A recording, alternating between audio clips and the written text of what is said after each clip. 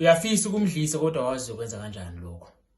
Uyamthanda umuntu wakho uzwana naye ukude nawe noma seduze nawe uyabona ukuthi ubudlelwane bini buyabamba biyayeka niyahlukana niyabuyelana soshaya uvalo ukuthi ngelinye ilanga uzohlukana naye ngempela bakuthatheleni ugcine somluza.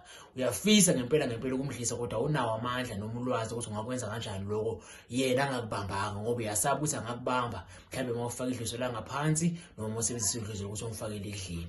Sisiza nedliso lapha elilula ukuthi ulisebenzise. Uyalithatha njena ledliso leli uvuka ekseni nje wena ekseni la ngakaphumi ubasa umlilo noma ngabe uthatha i-charcoal mase ilayitile i-charcoal uthele umuthi phezulu mawushunqa bese uyambiza umuntu wakho ngegama. Umbiza umuntu wakho ngegama usho ukuthi wena sibanibani okwazibanibani uzothanda mina kuphela ekho umuntu ozombheka ekseni langa lingakaphumi. Ukwenza lokho ekseni langa lingakaphumi for 3 days. Idliso lomoya lelo sisidliso lomoya.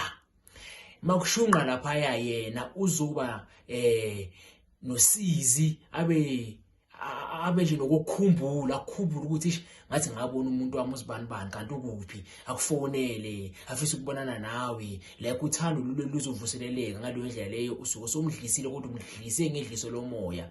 Uma ngabe uyasaba ukuthi mawufakele endlini noma ufaka wena esisweni sakho sangasese angakubamba mdlise ngedliso lomoya. Umuntu okahlala akukhumbule noma ungekho eceleni kwakhe angakwazi ukuthatha isikhathi eside ungekho eceleni kwakhe akufonela afuna ukukubona afuna ukuthi uspend isikhathi sonke nawe ilanga lingaphumi lizoloshona le umuntu okangakufonelanga akanandaba akazi noma ukahle noma ukho kahle noma udlile noma udlanga cha akufunakala ngaleyo ndlela. Miyenze ukuthi wena uhlebise enhlizweni yakhe wena uhlebise engqondweni yakhe kancane acabange ngawe ufisa ukwazi ukuthi ukahle ukuphi yonke lento lena. Ukhumbulele kana isixazululo ukuthi ibe inkinga usho ukuthi nesixazululo.